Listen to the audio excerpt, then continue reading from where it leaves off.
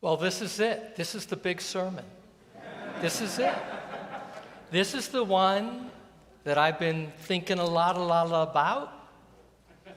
It's my last opportunity as the rabbi of CBI, the rabbi, not a rabbi in CBI, but the rabbi, to address you and share how much you have meant to me. For this last sermon is largely my love letter to each of you for the privilege of having been your rabbi for these 33 years. I remember when Linda and I arrived August 9th, 1988 to John Wayne Airport carrying baby Joey. And we walked down the steps onto the tarmac. There was construction going on at the airport. The president of CBI at the time, Susan Steinberg, was waiting for us on the other side of a chain link fence to welcome us. Orange County has changed a lot. John Wayne Airport, SNA, has changed a lot. Congregation B'nai Israel in 1988, having just done a little guided visualization, for us who were there can bring it to mind. Smallish room with blue poles. You always had the feeling it was holding up the building. It was a warehouse up against the 5, no windows. As my son Joey would say in later years, CBI was a startup, Dad, and you and the community built something quite extraordinary from a startup. Indeed, for those who are here, past presidents, Genesis committee members, and people who've joined in the intervening years, rare is the opportunity in somebody's lifetime to build a synagogue. Most of us grew up as going with our parents to synagogues that somebody else had built. We, many of us, had a privilege together to create a community. CBI, when I began in 1988, had just 2 part-time employees, a part-time secretary and a part-time educator.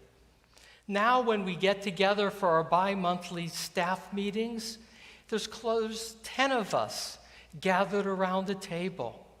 This is a vibrant synagogue. That is something that together we have been able to do, to create. Last night, Robert Coulter said to me, Rabbi, if you were speaking to a young Elie, what advice would you give that young rabbi coming to the congregation? I told him I had to think about it and that I would include it. But I'd already been thinking about it. It's not what I would say, it's what people said to me that endure that I'd also want to convey. My rabbi growing up, Rabbi Moshe Tutnauer, I can still remember his sermons because he was great at not only speaking, but engagement in the world around him. And he said to me, as a young rabbi, he said, people will remember your sermons or not. They'll remember even more if you visited them or not when they were in need.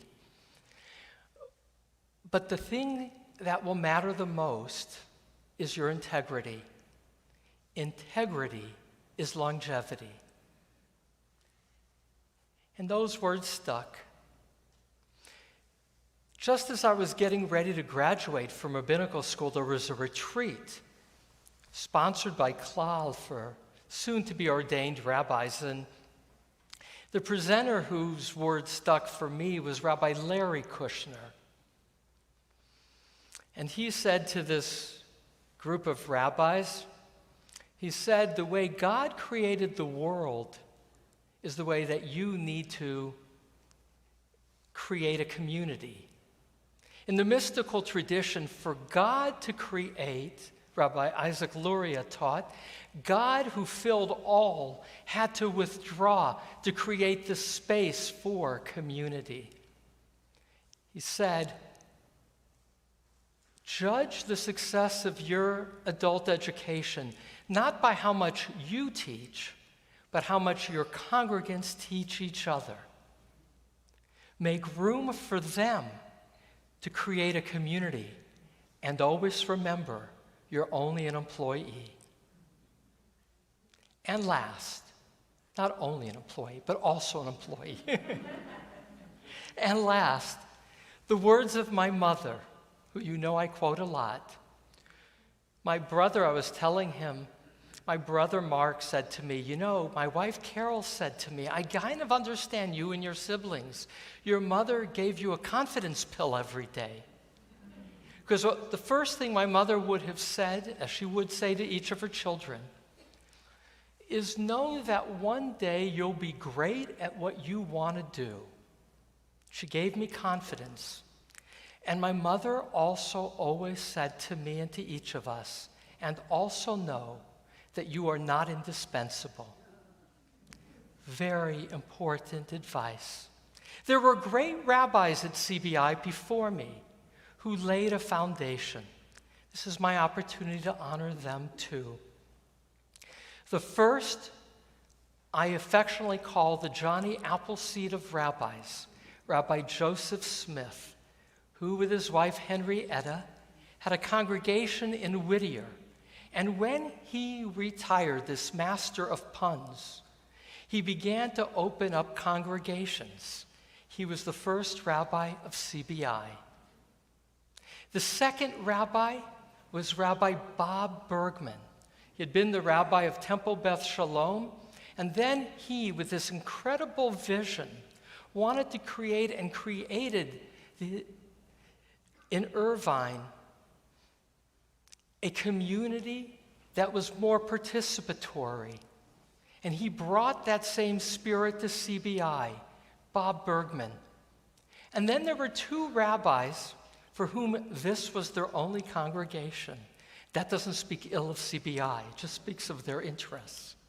The first was a man named Rabbi Len Louie. Len Louie would serve right out of rabbinical school, Congregation B'nai Israel, and would then go on to pursue his passion, which was a career of hospital chaplaincy. He would become a model hospital chaplain. And right before me, Rabbi Menachem Herman. He too had not had a congregation before. He had been an educator of a day school. And after he would leave Congregation B'nai Israel, he would take on the role of head of school of the high school of the Charles E. Smith School in Washington, D.C., one of the elite day schools in America. And for the 4 years that he was the rabbi of CBI, one of them commuting from Chicago, he was the master educator. He had a large adult bar and bat mitzvah class to inspire people to grow. He taught many of our congregations how to do Haftorah and read Torah, and made Torah reading what it is at CBI, an honor of participation. He put the reader's stand in the kahal, as it is the traditional practice, so that the prayer leader faces toward the ark as a focal point of leading community. And so when I arrived in August of '88, that was the legacy of CBI too. But what drew me to the synagogue then is what has kept me here and what I look forward to continue to cultivate. And that is the quality of the friendships I observed among the leaders of CBI. From my first meeting, and I'm looking now at some of those people, you were only in your 30s and 40s, as was I. I was 34. You were in your 30s and 40s with children who were yet to finish high school. And what I observed among the leaders was a quality of mutual respect, and more, a quality of Jewish commitment, so people could sing the Birkat Hamazon together at the Hurwitzes, a quality of can-do spirit that one by one would lead to successes in what those individuals sought out of their careers that would unfold in these last 30-plus years. I noted that I grew up the son of a family business. My mother was a wig maker, a scheitelmacher, in Eastern Europe. Orthodox Hasidic family. She made a sheitel for her mother that we have in a family photo. And dinner conversation was about the business, the stores, the help. My father was a deeply talented businessman. My mother was the most gifted person I've known to size people up and to form genuine connection. So she knew how to make the wigs, how to sell the wigs, and my father knew how to open stores and how to buy. And at the kitchen table, we talked about TV commercials. I would make TV commercials with my sister Livia. I would say to Livia, I was like 13 and she was 11. I would say, would you like to go out tonight? She'd say, my hair is messy. I've been swimming all day. We were living in Phoenix, Arizona. Imagine selling wigs in the summer in Phoenix, Arizona. You had to be talented. She said, I can't. My hair's, I've been swimming all day. I'd say, but you can go to Hetty's and you can get a wig. And in the next TV image, my mother would be putting on a wig on Livia, and the final scene would be Livia and me walking arm in arm. They were so schmaltzy, and people remembered them. My mother was a folk celebrity in Phoenix because she spoke with an accent. And my father, the businessman, would say to the local TV stations, when you have no other ads, the late shows, just put one of these in. And so in my bones was the sense of wanting to build and knowing that that includes all the aspects, because synagogues are a business too. Everything is a business. In the best sense, meeting people's needs better than others is what it means to be successful in business. That's what Ralph Stern once told me. And it remained, which is why our son Joey is now a businessman in part, because what he had learned is that all of life is a business, in the best sense of meeting people's needs. And that means doing all those things that are required and letting people know that they're valued, that their needs are taken seriously. And so together, we have met needs in our community. We have built a community of care, a community of learning, a community of prayer, a community in which people enjoy each other. Last week, I had lunch with a rabbi I had only met once before. He had written me a letter. I had met him once at a rabbi's convention in Canada. And he said he was a scholar in residence in Los Angeles, and we shared common academic interests, the afterlife and Jewish mysticism. And he dropped a couple names of mutual friends, and he asked if I would consider having lunch with him. And so I met him in Seal Beach, so he was coming from LA, we could meet halfway. And he brought a couple books that he was involved with the authors. And then he said, toward the end of our lunch, tell me about your congregation. Because what hadn't occurred to me in my thinking he just wanted to talk about ideas is that he's a prospective candidate. And so he said, tell me about Congregation B'nai Israel. And I want to tell you what I told him. I told him that what CBI is first and foremost participatory. The symbol of it are our Torah readers. 180 different Torah readers before COVID every year. So not unlike this morning, every Torah Aliyah is read by a different person, and it's seen as an honor to do so.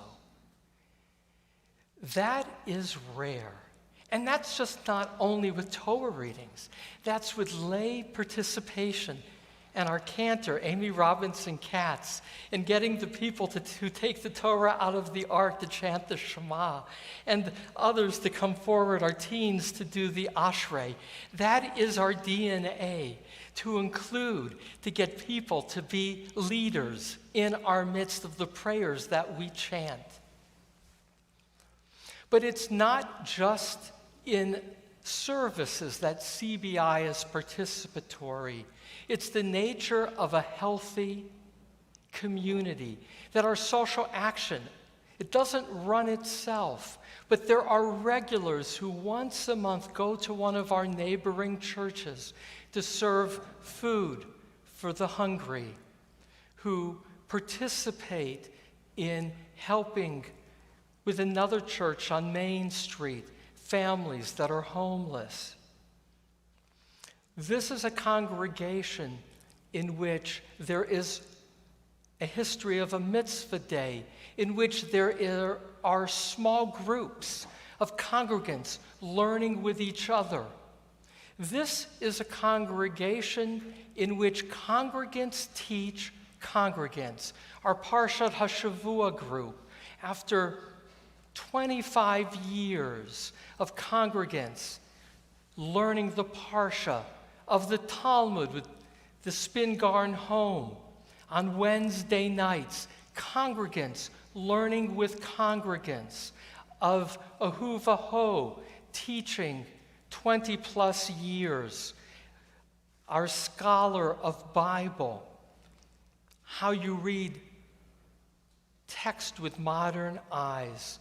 This indeed is a congregation of participation and of curiosity, with an engine of the DNA of mutual respect that too defines our board, our leadership. There are disagreements. That's only natural. How to spend money, how to reward staff, how and what should be spoken of from the bima. People have opinions. And yet, mostly, to a great degree, the quality of our leadership is partnership with each other and with me as the rabbi. That, too, is very rare. And one of the reasons that everybody gets along is because this is a synagogue, which I said to him, that is financially responsible. And that was due to the wisdom of the Genesis Committee. From the very beginning, they said, we're not going to build until it's pledged. And I want to pause to honor the memory of Arnold Feuerstein, a major donor with his wife Ruth, who said, I know synagogues that have unraveled because of financial disagreements. I want to make sure that CBI doesn't have a mortgage. And indeed, we've had 4 building campaigns, and things got paid along the way. And even in the toughest times, in 2008 and thereafter, nobody was ever turned away from this synagogue over finances. That's not who we are, and that's not what we serve. We serve the Jewish people. We serve God, calling on us to welcome This is a synagogue, because it's been financially responsible, that has never made money a defining quality, not only of who's a member, but who gets an honor, and who's made to feel that this is your congregation too. So I told him those things, and I thought, that's a good sermon. It's a good way to talk about you. Because as there were rabbis before me, there will be rabbis after me.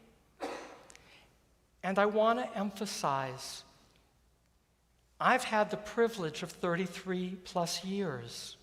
I look and I know each of you in this room.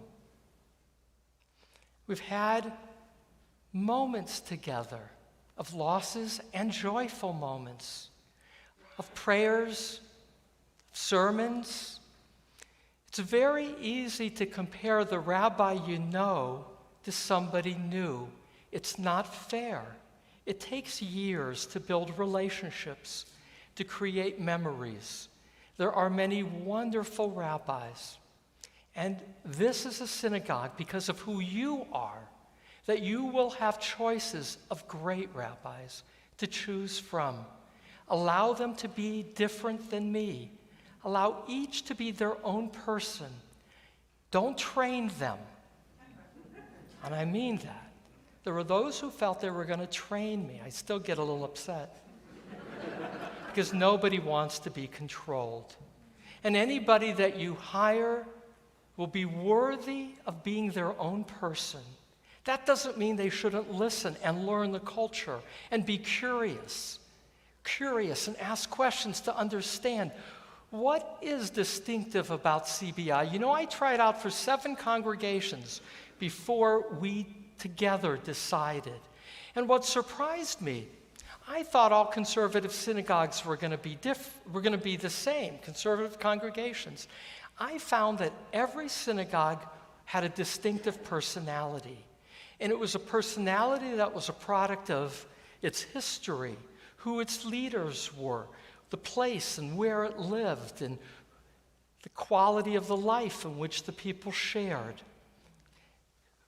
Hire somebody who is curious and humble, wanting to learn and serve.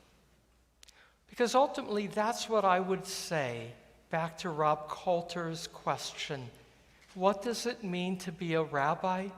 It means the ability and willingness to serve, to be a servant student, because only then will you grow.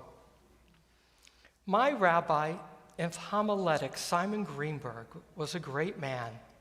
And he said to us would-be rabbis, every time you speak, you have to say something you've never said before. I give 100 sermons a year. And it's always been a guiding principle for me. Not that everything is new, but there's always something new. That guided meditation I just did, I've never done that one before. Because that's the privilege of being a rabbi. The great privilege is the chance to constantly go out of your comfort zone, to constantly learn and grow. And that means to learn to love your people, to listen to them and to yourself. Second day Rosh Hashanah, I was sitting in the congregation. I said to Rabbi Ben Goldstein, I'd like you to give the sermon and then stay on the bima, conduct. I thought it'd be nice to sit with Linda and our boys who were here, and I paused to acknowledge today Anna Rose. You can see I'm going to have a tough time doing her wedding. And her fiancé, Lev. And so I sat.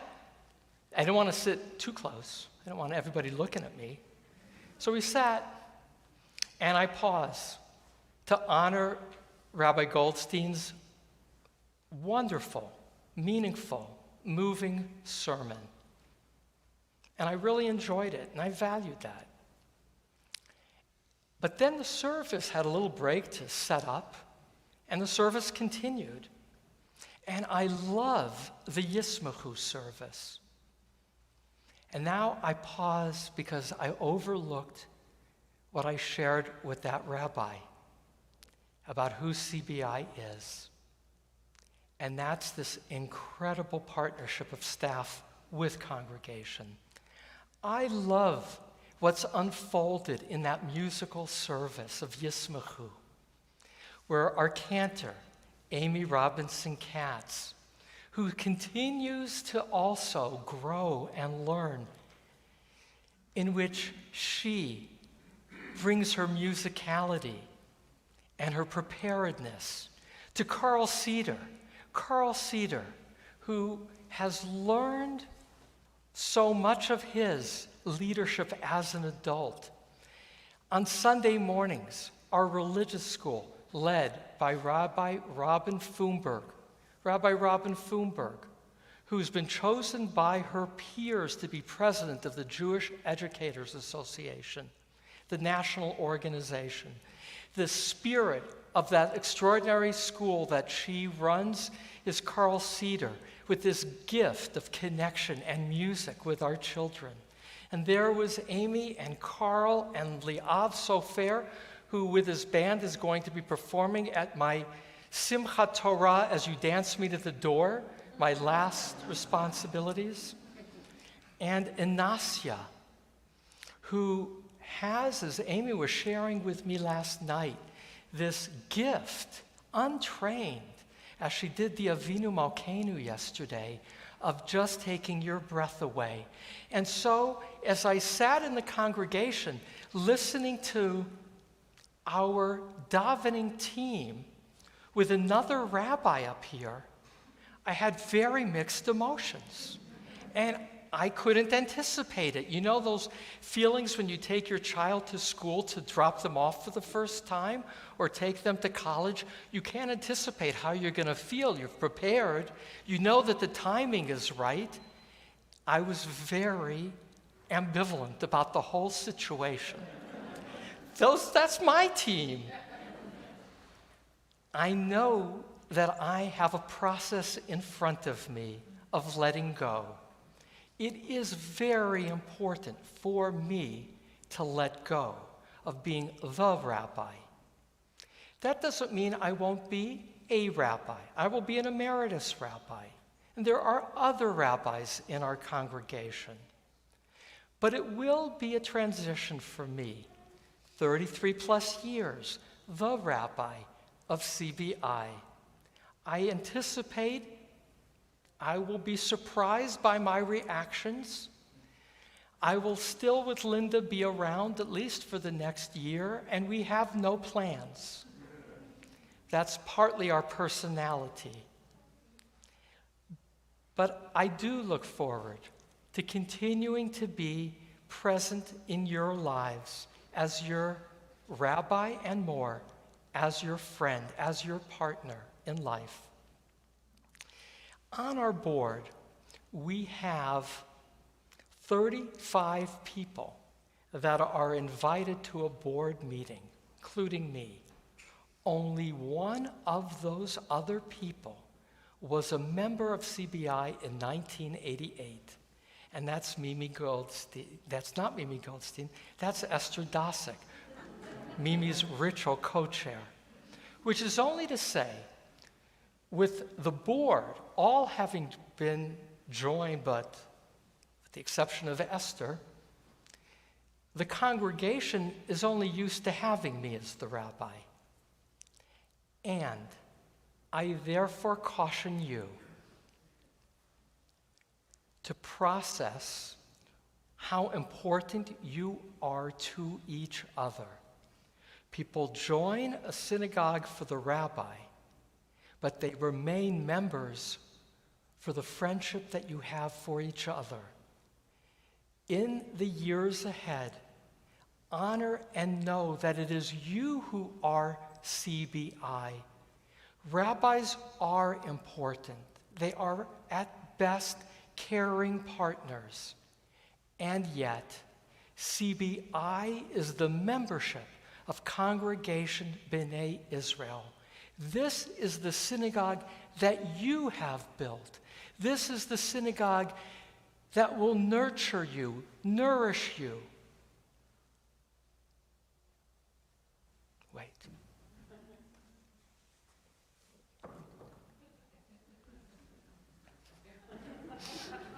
That's a first. That usually occurs after the sermon.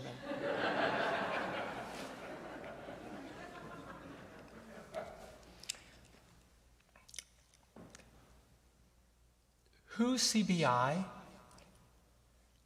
is participatory, and there's a few people that I just want to acknowledge. First, I want to acknowledge Hal Hurwitz, who is not only unique to CBI in having agreed not once but twice to be president. He knew what he was getting into, and he still agreed, meaning 4 years.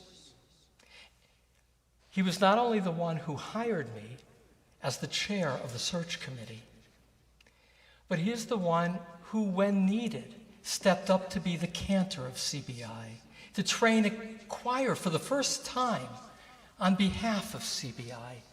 That is unique. And I pause to honor it. I pause to honor Carol Serber, our executive director, who's been with us this last year. And I acknowledge Helene Coulter, who is beginning her 16th year at CBI. I want to acknowledge Sharon Alkin, who kept our preschool open in the midst of COVID. I want to acknowledge Sherry Galante, our youth director, who has a master's from American Jewish University in education, who ran for the first time our summer camp this week, of who Noah Green, who is 6 years old, said as a first-time camper, on a scale from 1 to 10, Camp B'nai Ruach is an 11. We have bright children at CBI. And so I pull together my love message to you. We have much that is here that endures. Ribono Shel Olam, Master of the universe, may I in this moment bless this congregation, and as is the way of blessing of leadership, may you, Congregation B'nai Israel, chazku v'amtzu, may you be strong and courageous. May you be strong in knowing what we need to stand for as core principles of the divine goodness. And may we be courageous, may you be courageous in the discipline of staying with those principles.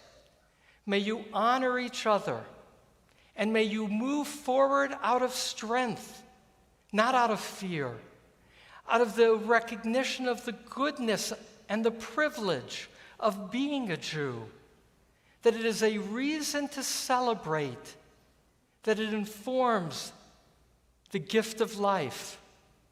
And may you, Congregation B'nai Israel, know that whatever rabbi you hire, he is not your employee. You only have the privilege to pay him on behalf of the Jewish people, to serve you, to serve the Jewish people, and to serve God. For ultimately, Congregation B'nai Israel, may you be blessed to know that you are a blessing, and may you so flourish for many, many, many years to come. Amen.